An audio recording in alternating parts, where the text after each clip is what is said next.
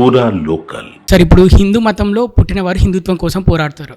హిందూ మతంలో పుట్టి అన్యమతం స్వీకరించిన వారు అన్యమతం కోసమే పోరాడుతుంటారు. అది మనం చూస్తున్న పరిస్థితి. ఎందుకంటే బయట చర్చిలు కూడా ఎక్కువ సంఖ్య పెరుగుతున్న పరిస్థితి. కానీ ఇక్కడ హిందువుల్లో పుట్టి అన్యమతస్తుల అధికారులు ఎవరైతే అంటే పెద్ద పెద్ద పోస్టులు, ముఖ్యమంత్రి, మంత్రులు, వాళ్ళు అన్యమతస్తులు ఉంటారు. కానీ వాళ్ళ కింద హిందువులు చెంచాలుగా పనిచేస్తుంటారు కదా. అంటే ఇక్కడ హిందువులకే శత్రువులు చేసి ఆటాడిస్తున్నారని మీరు భావిస్తున్నారా? వైఎస్ విజయమ్మ ఓపెన్గా చెప్పింది, జగన్మోహన్ రెడ్డి అమ్మ, మేము మా కుటుంబము క్రైస్తవ కుటుంబము, మేము దేవాలయాలకు పోయేది కేవలం ఓట్ల కోసమని నిర్మోహమాటంగా చెప్పింది. అర్థం చేసుకోవాల్సింది హిందూ సమాజం. సర్టిఫికేట్ హిందువులు వేరే, ప్రాక్టీసింగ్ హిందువులు వేరే.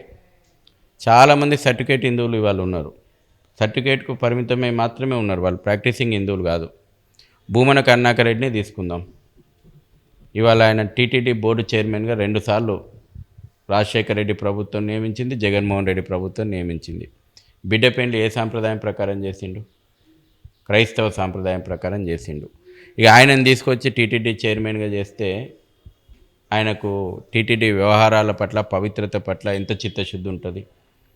గతంలో చిరుతపులులు కూడా సంచారం చేస్తే ప్రతి ఒక్కరి చేతికి ఒక కర్రిస్తాము, మీరే కాపాడుకోవాలని చెప్పిన పరిస్థితి అంటే చూసాం మనం. అంటే దాన్ని ఏ విధంగా భావిస్తారు? అంటే కర్రతోటి చిరుతపులి నుంచి కాపాడుకోవచ్చా? ఇష్టారాజ్యంగా ప్రకటనలు చేస్తుడు.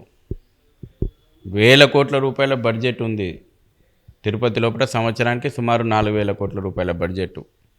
వీళ్ళ అసమర్థత, వీళ్ళ చేతగానితనం అనేక ప్రకటనలు చేసింది. ఆస్తులనే కాపాడలేమని అన్నారు. భక్తులు ఏ రోజైనా తిరుమల యొక్క పవిత్రత విషయం లోపల రాజీ పడొద్దనే కోరుకున్నారు. అదే సందర్భం లోపల అక్కడ పరమ పవిత్రమైన ప్రతి చెట్టు, పుట్ట, ప్రతి ప్రాణి పరమ పవిత్రంగా భావిస్తారు. అక్కడ ఉండేటువంటి వన్యమృగాలు కూడా, అందులో కూడా దైవం ఉందని భావిస్తారు.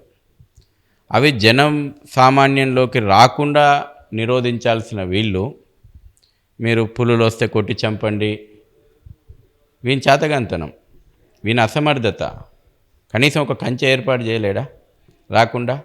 ఒక బ్రిడ్జి మేము చెప్పినాం, సింపుల్ అది. వాళ్ళ నేషనల్ హైవేస్, అనేక అటవీ ప్రాంతాల నుంచి పోతున్నటువంటి నేషనల్ హైవేస్ లోపల మధ్యన బ్రిడ్జెస్ ఏర్పాటు చేసేసి, అండర్ పాస్లు ఏర్పాటు చేసేసి వన్యప్రాణులు ఇటు నుంచి అటు, అటు నుంచి ఇటు, వాటి మూమెంట్ కూడా ఇబ్బంది లేకుండా చేస్తున్నారు.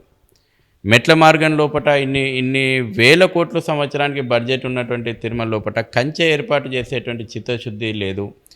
దానికి ఒకవేళ మూమెంట్, జంతువుల మూమెంట్ అడ్డం వస్తుంది అన్నప్పుడు దానికి ప్రత్యామ్నాయంగా ఒక ఓవర్ బ్రిడ్జో, అండర్ పాస్ బ్రిడ్జో చేసేసి వాటి మూమెంట్కు ఫ్రీగా వదిలిపెట్టవచ్చు. అసలు వాళ్ళకి ఆలోచన ఉంటే కదా, ఎంతసేపు ఏ కాంట్రాక్టుల్లో ఎంత మిగిలించుకుందాం, లేకపోతే వాళ్ళ స్వార్థ రాజకీయాల కోసం తిరుమల యొక్క విషయాలను ఎట్లా వాడుకుందాం. ఇవాళ చూస్తున్నాం, ఎవడు వీఐపీ అండి? ఎవడు వీఐపీ? టీటీడీ యాక్ట్ లోపల ఎవడు వీఐపీ? నాకు నిర్వచనం చెప్పాలా? ఈ ప్రభుత్వాన్ని కూడా నేను డిమాండ్ చేస్తూ ఉన్నా, మీ ఛానల్ ద్వారా డిమాండ్ చేస్తూ ఉన్నా. నిజంగా మీరు రాష్ట్రపతితో, ప్రధానమంత్రో, లేకపోతే గవర్నర్లో, ముఖ్యమంత్రుల్లో వస్తే ప్రోటోకాల్ దర్శనాలు చేయించండి. వాళ్ళు మొత్తం ఇప్పుడు ఒక రాష్ట్రపతి దర్శనం చేసుకుందంటే ఈ దేశంలో ఉన్నటువంటి 140 కోట్ల మంది ప్రజల పక్షాన ప్రతినిధిగా మేము భావిస్తాం. కానీ 4 సినిమాలల్లో డ్యాన్సులు చేసి వచ్చిన వాళ్ళకు కూడా తీసుకుపోయి రెడ్ కార్పెట్లు వడిచేసేసి, మీరు దర్శనాలు చేయించేసేసి, ఒక పక్కన ప్రోటోకాల్ దర్శనాలు, బ్రేక్ దర్శనాలు, తర్వాత సేవల పేరు మీదన టికెట్లు, రోజులో సగం ఈ సమయమేవా? 7 కొండల నామస్మరణతోటి తిరుపతి కొండ ఎక్కినటువంటి సామాన్య భక్తుని విషయం లోపల డిస్క్రిమినేషన్ చూపుతూ ఉన్నారు. అందుకే మేము ఒక ప్రతిపాదన చేసినాం, ఏ సేవలు జరుగుతున్నా దర్శనాలు ఆగొద్దు, ఏ సేవలకు ప్రత్యేకమైనటువంటి టికెట్లు ఉండకూడదు. ఒకవేళ మీరు ఎవరన్నా దేశ అత్యున్నత రాజ్యాంగపరమైనటువంటి బాధ్యతలలో ఉన్నటువంటి వాళ్ళకు వస్తే వారికి కొంత సమయం కేటాయించండి. మిగతా సమయం అంతా కూడా సామాన్య భక్తులు, ఇప్పుడు సుప్రభాతం నడుస్తుంది, ఆ టైంలో లైన్లు ఉన్నటువంటి వాళ్ళు చేసుకుంటారు. తోమాల సేవ నడుస్తుంది, ఆ టైంలో లైన్లు ఉన్నటువంటి వాళ్ళు చేసుకుంటారు. అప్పుడు ఆ తృప్తి వేరే ఉంటుంది. నాకు తోమాల దర్శనం ఇచ్చిండు స్వామి, నేను పోయినప్పుడు సుప్రభాతం నడుస్తుంది, నాకు ఆ దర్శన భాగ్యం ఇచ్చిండు అనేటువంటి అద్భుతమైనటువంటి అనుభూతికి భక్తులు లోనవుతారు. నిరంతరం సామాన్యుడికి దేవుడి ముందర డిస్క్రిమినేషన్ ఉండకూడదు. కాబట్టి ఆ రకమైనటువంటి ప్రతిపాదనలు కూడా మేము చేయబోతా ఉన్నాం. ఈ రకంగా అనేక సంస్కరణలు రావాల్సిన అవసరం ఉంది. దోపిడీ చేస్తూ ఉన్నారు ఇవాళ. సగటు భక్తుల్ని ఎండోమెంట్ శాఖ దోపిడీ చేస్తూ ఉంది. జిజియా పన్ను కట్టించుకుంటుంది. గతంలో ఉంటుండే తుగ్లక్ల పాలనలో, ఔరంగజేబు పాలన లోపట మన దేవుణ్ణి కూడా మనం పూజించుకోవాలంటే పన్ను కట్టాల్సిన అవసరం ఉంటుండే. ఈరోజు కూడా అదే. పార్కింగ్ దగ్గర నుంచి దోపిడీ మొదలైతే ప్రతి విషయం లోపల భక్తుడు దోపిడీకి గురవుతున్నాడు. ఈ వ్యవస్థల లోపల మార్పు రావాలి. అందుకే పూజ్య స్వామీజీలకు దేవాలయాలను అప్పజెప్పేస్తే మేము నిర్వహించుకుంటాం. ఈ ప్రభుత్వాలు బ్రిటిషోడు ఎండోమెంట్ యాక్ట్ తెచ్చినాకనే ఈ దేవాలయాల వ్యవస్థ నిర్వహణ ఏం జరగట్లేదు.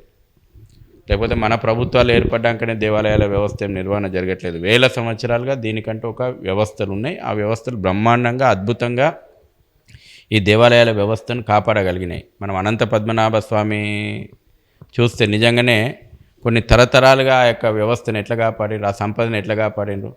నిజంగా ఈ ప్రభుత్వాల చేతుల్లో ఉంటే ఎప్పుడో స్వాహా చేస్తుండే. కొన్ని అనువంశిక వ్యవస్థలు ఉన్నాయి. వాటికి పూజ్య స్వామీజీల మార్గదర్శనం లోపల అద్భుతంగా నడపగలుగుతాయి.